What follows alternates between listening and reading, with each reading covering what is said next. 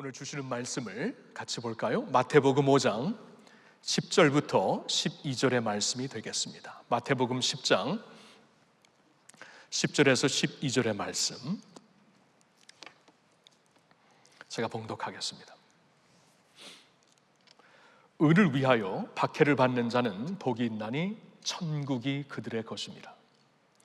나로 말미암아 너희를 욕하고 박해하고 거짓으로 너희를 거슬러 모든 악한 말을 할 때에는 너희에게 복이 있나니 기뻐하고 즐거워하라. 하늘에서 너희의 상이 큼이라.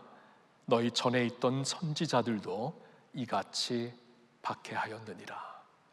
아멘. 성도 여러분, 저는 이번 한 해를 열면서 여러분들과 함께 산상수훈의 말씀을 지금 보고 있습니다. 산상수훈은 예수님께서 이 세상에 오셔서 처음으로 주신 긴 설교이죠.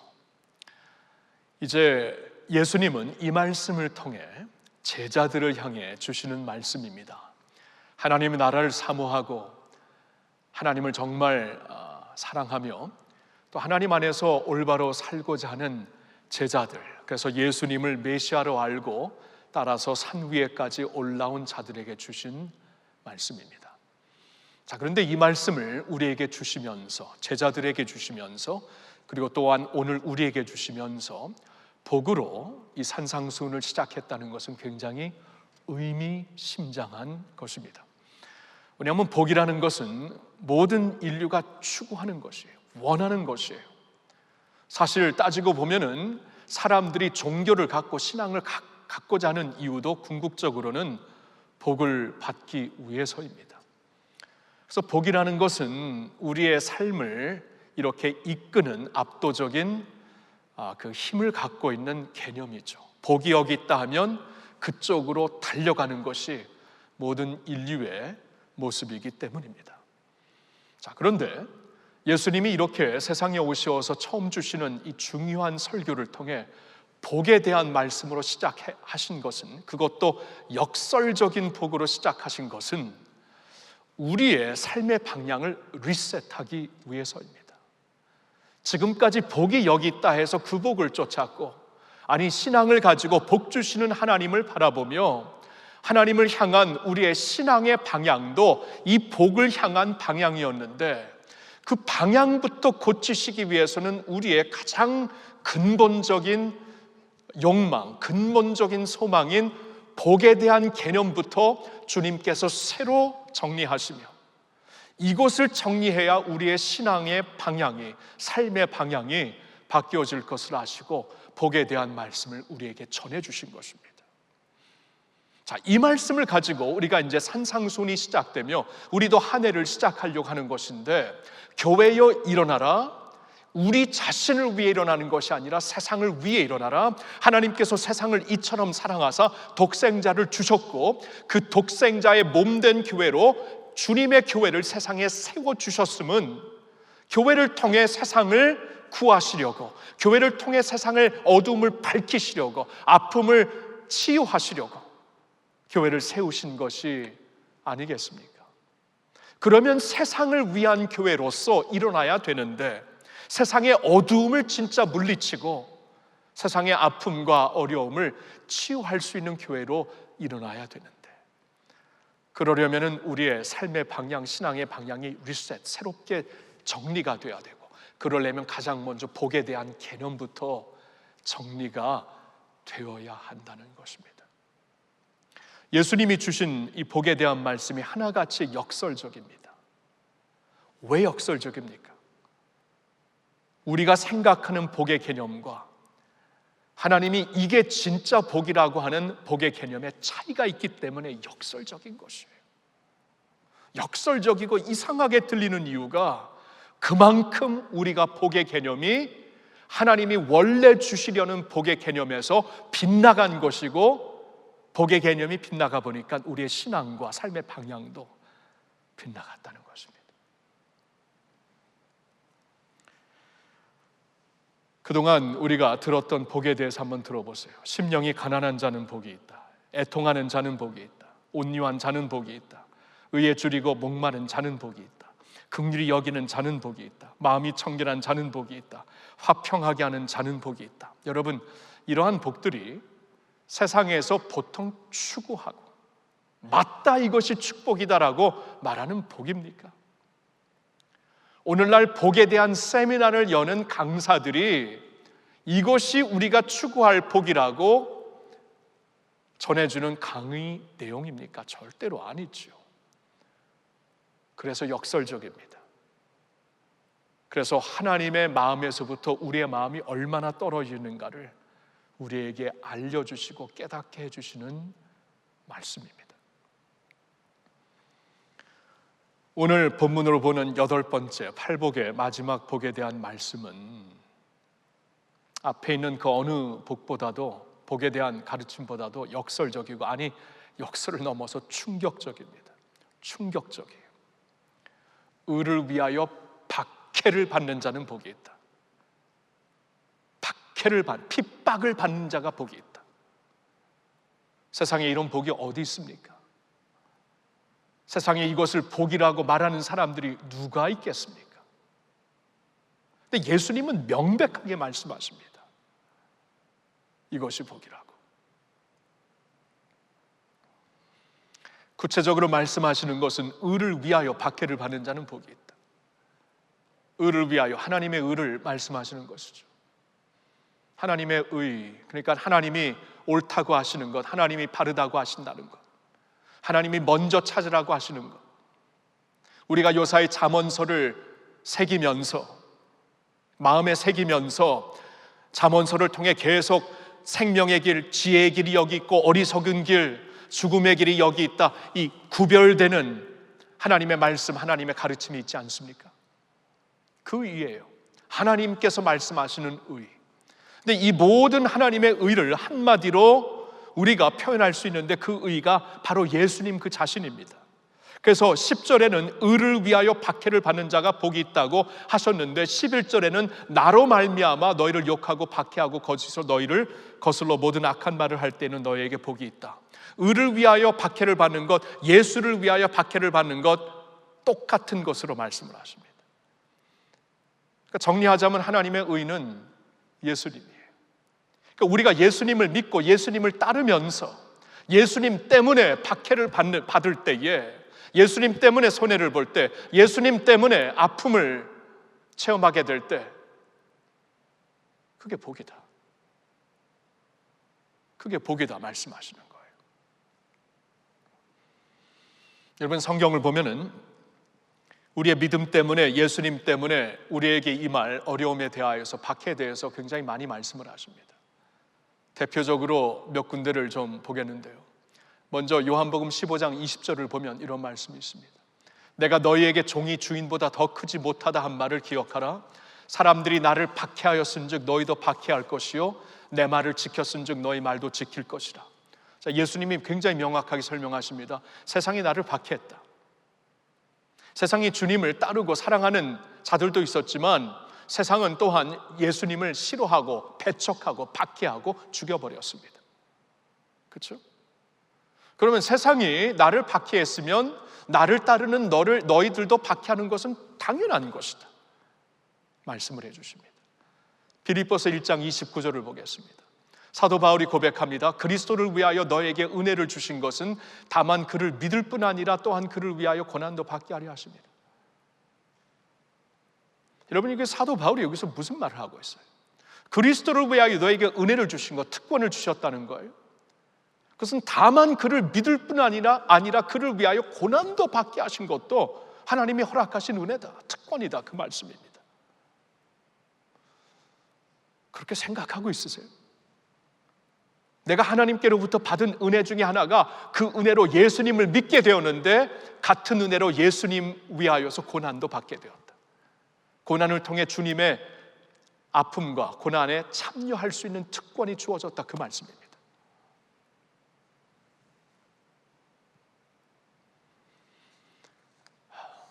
계속 말씀을 봅니다. 디모데후서 3장 12절의 말씀을 보면 무릇 그리스도 예수 안에서 경건하게 살고자 하는 자는 박해를 받으리라.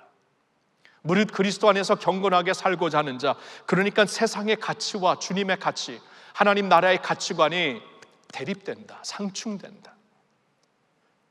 그래서 이 상충되고 있는 하나님 나라의 이 가르침으로 우리가 경건하게 살고자 하면 세상과 충돌할 수밖에 없다. 박해를 받는 것이 당연하다 말씀을 하시고 있습니다. 그래서 예수님이 이것이 복이라고 말씀하는 거예요. 이것은 나를 따르는 자들, 그러니까 예수님을 진정한 마음으로 따르는 자들이 피해 갈 수 없는 길입니다. 이것이 복이라고 하십니다. 구체적으로 무슨 복이냐? 천국이 저희 것임이라 말씀을 하십니다. 천국을 소유한 자들이 될 것이다. 이 말을 조금 좀 실제적으로 이렇게 표현을 해보면은 이 천국을 세상에 보일 수 있는 사람들이다, 그 말씀이 되죠. 여러분, 저는 이번에 이 산상수훈, 특별히 팔복의 말씀을 여러분들과 나누면서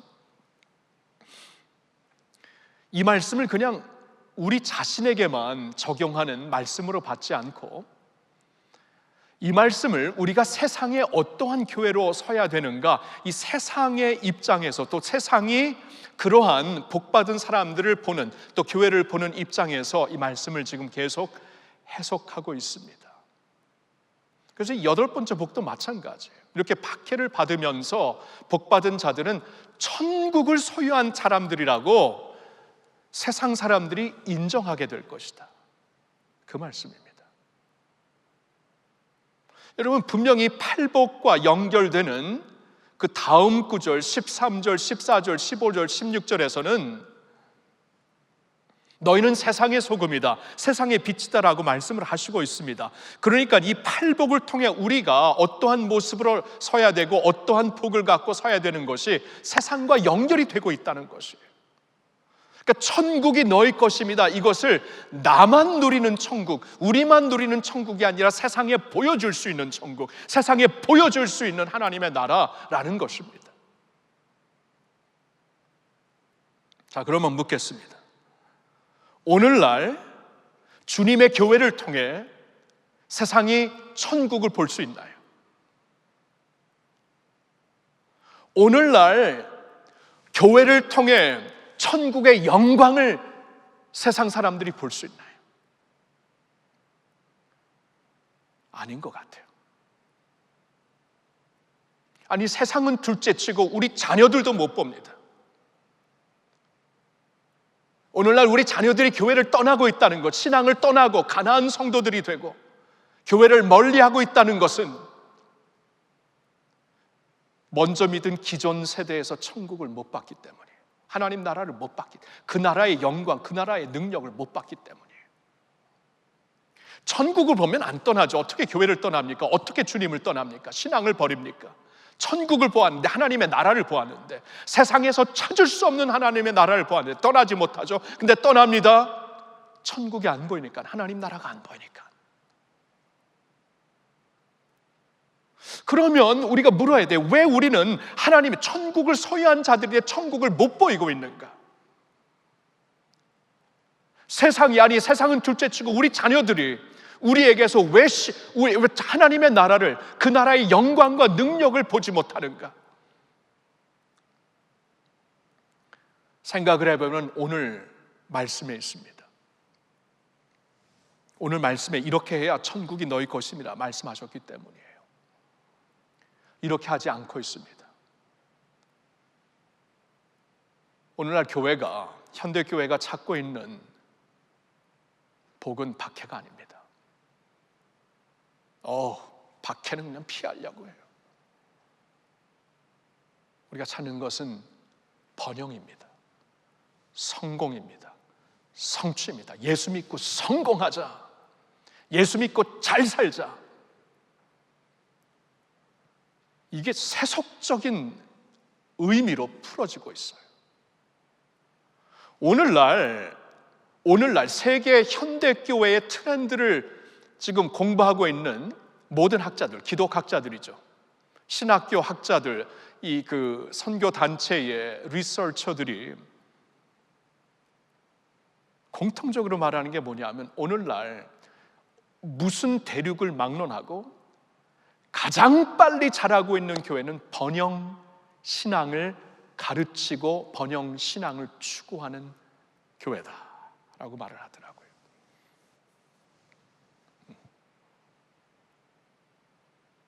그러니까 오늘날 현대 교회가 굉장히 압도적으로 추구하고 있는 것이 이 8번째 복의 말씀과 반대되는 방향이라는 거예요. 여러분, 오해하지 마세요. 하나님이 우리에게 번영을 주실 수 있습니다. 세상에 축복도 주실 수 있습니다. 성경에 보니까 믿음의 선진들에게 그런 축복을 주셨어요. 근데 그게 기준은 아니더라고요. 축복을 주셨으면, 그러한 그 번영을 주셨으면 하나님의 나라를 위해 선한 일을 하라고 주신 것이고, 축복의 통로가 되라고 주신 것이고, 안 그런 경우가 있죠? 아니, 더 많죠? 안 그런 경우에도 세상이 알 수 없고 세상이 빼앗아갈 수 없는 그 이상의 축복을 받았기 때문에, 더 귀한 것을 받았기 때문에 부유한 사람들처럼 살라, 그렇게 말씀을 주시고 있습니다. 그러니까 번영이 신앙의 기준이 되고 복의 기준이 되는 것은 하나님의 가르침과 완전히 떨어진 것이에요. 거리가 먼 것이에요. 번영을 주실 수 있지만 그걸 통해서 하나님의 나라를 위해서 살라고 주실 수는 있지만 그것이 기준은 아닙니다. 그것이 기준이 되니까 구약 성경의 가장 이 선지자들이, 하나님의 불을 토했던 선지자들, 아모스, 이사야, 미가, 이런 선지자들이, 호세아, 그렇죠, 활동했던 때가 가장 이스라엘이 번영했을 때, 가장 번영했을 때인데 가장 하나님을 떠났던 때입니다. 종교는 왕성했는데 하나님을 떠난 마음이었어요. 그래서 그 선지자들이 말을 보면 불을 토합니다. 오늘날도 다르지 않아요. 조심스럽게 말씀드리고 싶은데, 얼마 전에 미국의 국회의사당에 이렇게 점령하려고 막 들어갔던 무리들, 지금 매체를 통해 우리가 충분히 봤죠. 미국에서는 이 일 때문에 크리스천들이 지금 소울 서칭을 하고 있습니다. 소울 서칭. 그러니까 자신을 지금 굉장히 성찰하는 시간을 보내고 있어요. 왜냐하면 거기에 이렇게 점령하러 들어간 사람들이 거의 다 크리스천들이었어요. 그리고 조금 더 구체적으로 말씀드리면은 좀 이렇게 치우친 카리스마틱 크리스천들입니다. 좀 치우치게 성령 은사를 강조하고 번영 신앙을 강조하고, 이거 굉장히 번영 신앙을 강조하고 성령의 은사를 치우치게 강조하고 예언을 따라, 사람들의 예언을 따라 움직이는 사람들이 참 많았어요. 그래도 크리스천이죠. 예수님 믿으니까. 그래서 이러한 그 뉴스를 눈앞에서 보았던 이 크리스천들이 지금 소울 서칭을 하고 있어요. 저건 아닌데, 이건 누가 봐도 아닌데, 신앙으로 보든 신앙이 비신앙으로 보든 저건 아닌데, 근데 십자가를 들고 들어갔거든요. 기도하고 들어갔거든요. 조심스럽게 이렇게 좀 접근하고 싶어요. 조심스럽게. 그런데 참 이 치우치게 번영 신앙의 성향, 이게 빗나가, 오늘 8번째 복과 완전히 빗나간 것이고, 이 번영이 기준이 되고 이 세상적인 축복이 복의 기준, 신앙의 기준이 된, 이건 빗나간 이 모습, 이 신앙이 낳은 열매가 아닌가. 복에 대한 개념이 완전히 빗나가니까 신앙 자체가 빗나갑니다.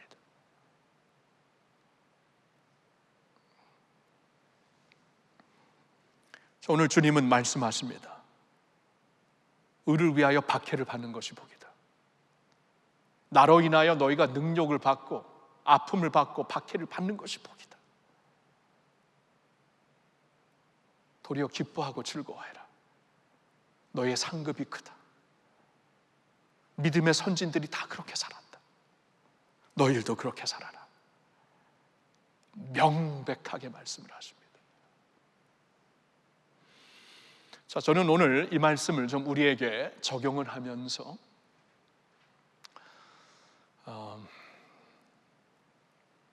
우리가 이렇게 살다 보면 질문이 참 많아져요. 질문도 많아지고 어쩔 땐 진짜 받아들이기 힘든 어려운 일들이 있거든요.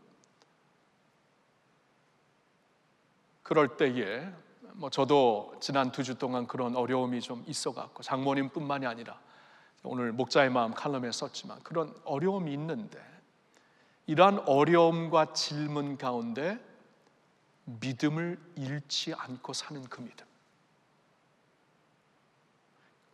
번영신앙과 좀 이렇게 반대 방향으로, 그러니까 번영이 아니, 이 기준이 아니, 기준은 예수님입니다. 예수님 때문에 질문과 아픔과 회의와 흔들리는 마음을 가지고서도 믿음을 지키는 그 모습, 믿음으로 사는 그 모습, 아니 예수님 때문에 박해를 받으면서도 즐거워하고 기뻐하는 그 모습. 자, 이 믿음을 우리가 갖고 일어서야 돼요. 이 믿음을 갖고 교회가 일어서야 되는데, 그러려면은 우리에게 반드시 필요한 게 무엇인가? 저는 이 3가지를 좀 우리의 고백, 신앙 고백으로 한번 표현해 보고 싶습니다. 첫 번째 신앙 고백은 이거예요. 주 예수보다 더 귀한 것은 없습니다. 주 예수보다 더 귀한 것은 없습니다.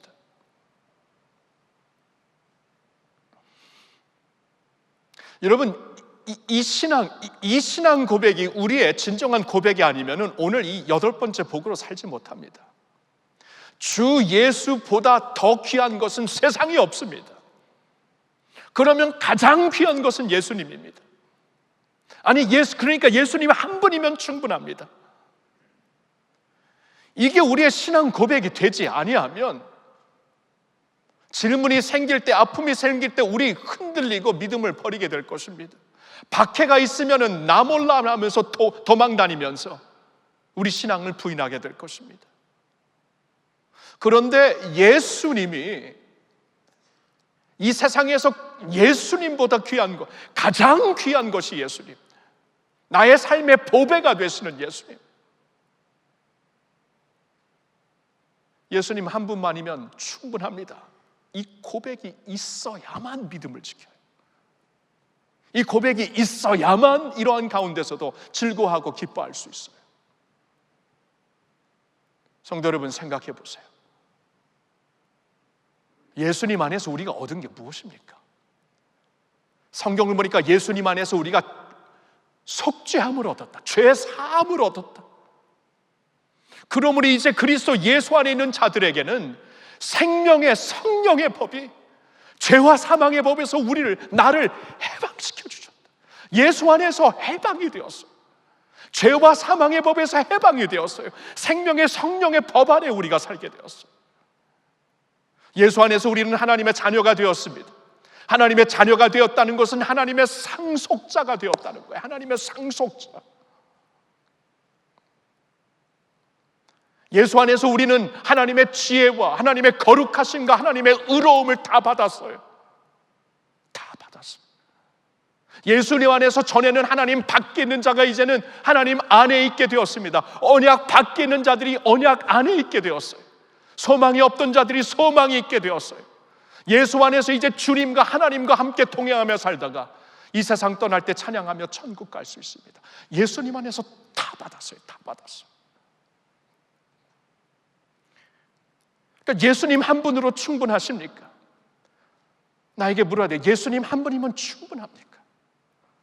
그래야 박해가 있어도, 그래야 모든 것을 잃어도 우리가 기뻐하며 예수님 때문에 기뻐하며 즐거워할 수 있는 것이 다른 길이 없습니다.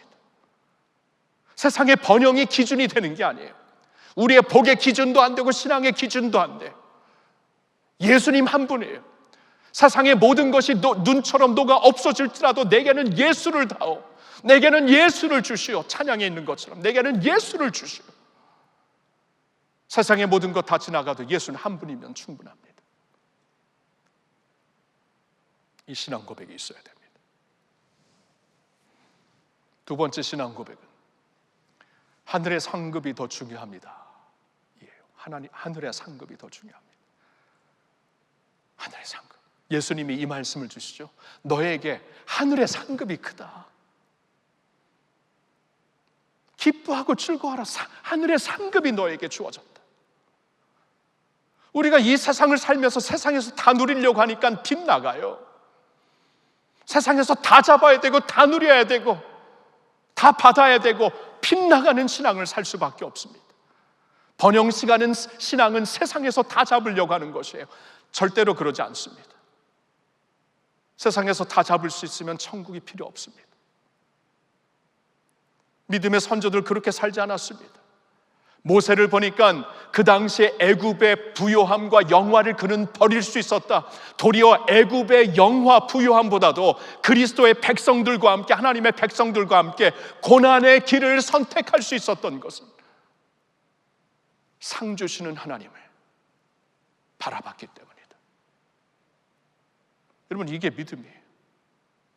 이게 신앙이에요. 히브리서 11장 6절에 믿음이 없이는 하나님을 기쁘시게 할 수 없나니 오직 하나님께 나오는 자는 하나님이 계신 것과 그를 찾는 자들에게 상 주시는 이심을 믿어야 할지니라. 이게 믿음이에요. 이게 믿음. 상 주시는 것을 믿는 거예요. 상 주시는 것을. 세상에서 다 누릴 수 없습니다. 다 안 누려도 돼요. 하늘에서 누릴 수 있으니까. 영원히 누릴 수 있으니까.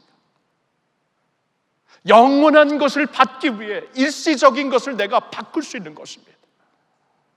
영원한 행복과 영원한 축복, 영원한 기쁨, 평안을 내가 붙잡기 위해 일시적인 것을 대처할 수 있는 것, 바꿀 수 있는 거예요. 여러분 그렇게 사시나요? 여러분 그렇게 사시나요? 우리 자녀들에게, 안 믿는 친구들에게, 이웃들에게 그것을 보이고 있나요? 아픔과 어려움이 있어도, 질문과 회의가 생겨도 믿음을 지키다가 손해를 봤을 때라도 영원한 것이 있기 때문에 그 상급으로, 더 큰 상급을 바라보며 사는 그 모습이 있나요? 그 모습을 봐야 천국을 보죠. 하늘의 상급이 우리 안에서 나의 삶에 이 맥박이 되고 열정이 되고 숨심이 되고, 이걸 느껴야 우리가 없는 것이 있구나. 우리 자식들이 우리 부모를 통해 천국을 보게 되죠. 세상이 우리를 통해 천국을 보게 되죠. 세 번째로 우리에게 꼭 있어야 되는 신앙 고백은 나의 힘이 되신 주님을 사랑합니다. 나의 힘이 되신 주님을 사랑합니다. 나의 힘이 되신 주님 사랑합니다. 예수님이 오늘 말씀에서 그러시죠. 옛날에 선지자들도 다 그렇게 살았다. 옛날에 선지자들도 다 박해받았다. 옛날에 그들도 주님을 위해 이러한 아픔의 길을 개의치 않았다. 선지자들이 완벽해서 그랬습니까? 성경을 보면 완벽하지 않더라고요. 성경을 보면 굉장히 우리와 똑같습니다. 똑같아요. 하나님 앞에 언제까지입니까? 라고 질문 우리처럼 똑같이 하고요. 너무나 큰 아픔 가운데에서는 하나님 앞에 원망도 하고 불평도 하고 질문도 하고 마음이 흔들리기도 하고, 엘리야 선지자에게는 그냥 삶을 포기하는 자리까지 갔었고, 예레미야는 너무나 두려워갖고 항상 울며 있었고, 우리와 똑같아요.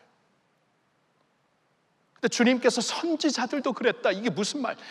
우리와 똑같이 흔들리고 연약하고 질문도 있고 애통하고 탄식하고 말이 안 될 때 하나님 앞에 원망하고 그들도 살았지만 하나님이 지켜주셨다. 힘이 되셨다.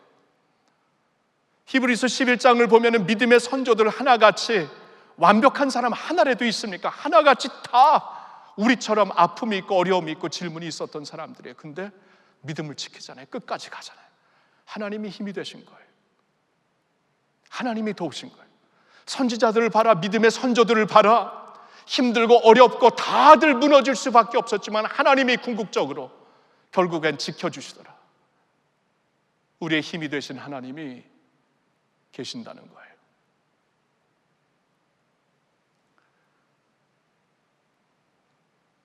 제가 오늘 주보 뒤에 있는 칼럼에도 썼지만 지난주에는 저희 장모님이 코로나19 병으로 너무나 힘들게 돌아가시는 것을 보게 되었고, 지난주에는 미국에 있는 저의 지인 두 분이 또 같은 병으로 세상을 떠나는 것을 알게 되었습니다. 그 중에 한 분은 제가 잘 아는 목사님이에요. 동료 목사님이에요. 그분을 생각하면 참, 그러니까 그냥 과장 안 하고 예수와 복음만 아는 분입니다. 어떻게 저렇게 믿을 수 있는가? 목사인 저도 항상 감탄했어요. 어떻게 저렇게 믿을 수 있는가? 교포사회의 청년들의 부흥을 위해 청춘을 다 바치신 분입니다. 갖고 있는 재산 다 거기에 투자하고 청년들을 위해 다 드리고, 미국 교계의 목사님들과 함께 미국의 영적 각성과 회개를 위해 기도 운동을 이렇게 인도하시는 분이었습니다. 그분도 어렵게 지난주에 코로나19로 세상을 떠나셨습니다. 솔직히 저는 지금 마음이 굉장히 좀 흔들렸어요. 목사도 흔들리는가? 예, 흔들립니다. 저도 사람인데. 얼마나 많은 사람들이 기도했는데, 가족들이 얼마나 기도했겠어요. 겪어봐서 합니다. 얼마나 간절히 기도했겠어요. 하나님 왜 이렇게 잔인하신가? 참 마음이 흔들리더라고요.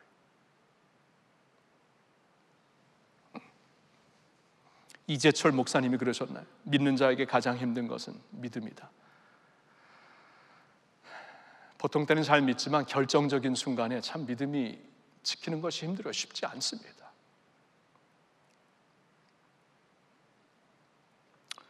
이렇게 한 주를 지나면서 또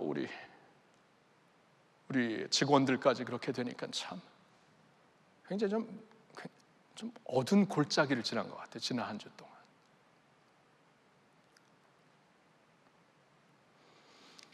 이렇게 쭉 이렇게 마음을 달래보고 묵상하고 있는데 하나님이 어떤 분이신가를 생각하게 되었습니다.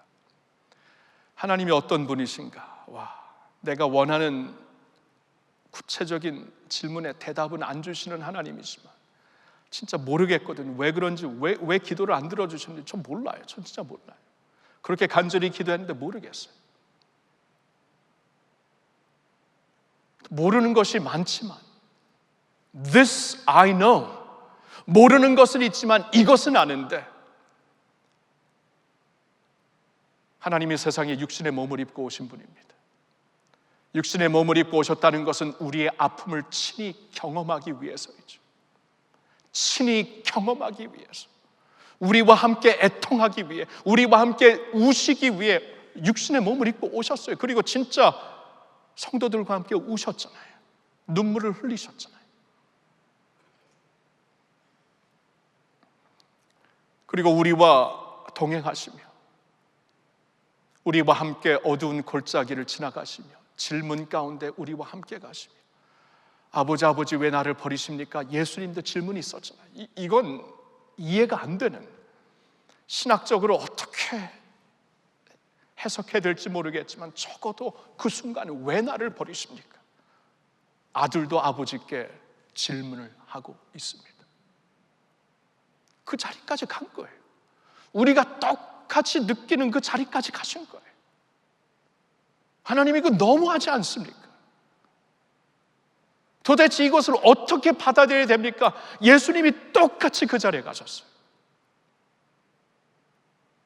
그리고 결국엔 십자가에 달려 죽으셨습니다. 자신이 해결책이 된 거예요.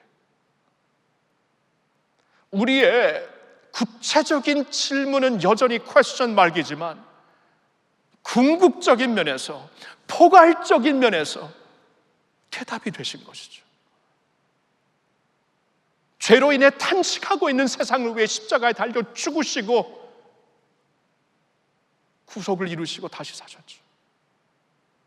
궁극적인 면에서 대답을 주시고, 구체적인 면은 아직도 퀘스천, 궁극적인 면에서는 대답이 되시고, 그러면서 우리와 함께 동행하시며 같이 아파하시고 애통하시며 오시는 주님, 이 주님을 묵상하는데 새 힘이 생기더라고요. 함께 옆에서 울고 계신다는 그 주님이 큰 위로가 되더라고요. 똑같은 질문을 갖고 아버지 앞에 울부짖으셨던 주님이 함께 계신다는 게 참 힘이 되더라고요. 그러면서 우리의 모든 퀘스천과 아픔과 절망을 다 안고 자신이 궁극적인 대답이 되시기 위해 십자가를 지셨다는 게 큰 힘이 되더라고요.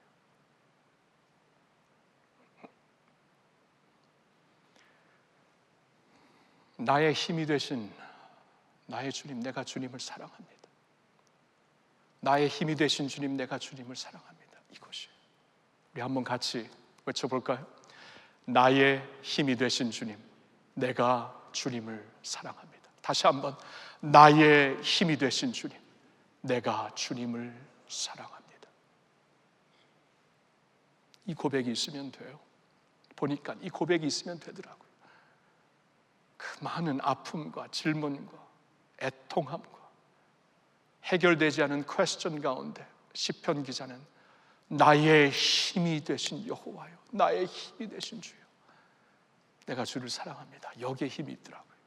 하나님 자신이 우리의 힘이에요. 주님께서 그 모든 고통과 애통함을 다 겪으셨기 때문에 우리에게 필요한 은혜가 무엇인지 알고 힘을 주시는 분입니다. 사랑하는 성도 여러분, 오늘도 우리는 거룩한 리셋을 했으면 좋겠어요. 세계교회와 함께 우리도 찾는 것은 번영입니다. 번영의 축복입니다. 근데 주님은 아니라고 해요. 그게 기준이 될 수는 없다. 기준은 이것이다. 의를 위하여 박해도 받을 수 있는 것, 주님 위하여서 박해도 감당할 수 있는 것, 도리어 기뻐하고 즐거워하는 것이다. 어떻게 해요?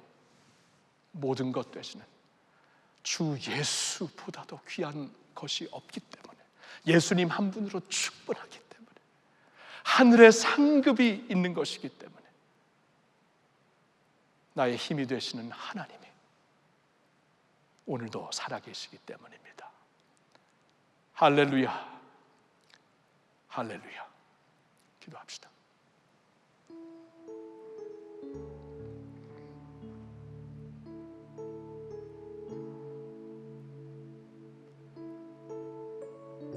살아계신 주님,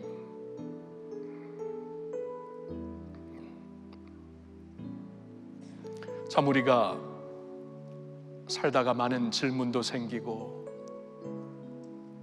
흔들림도 많이 체험하고 아픔도 많이 경험하게 되는데,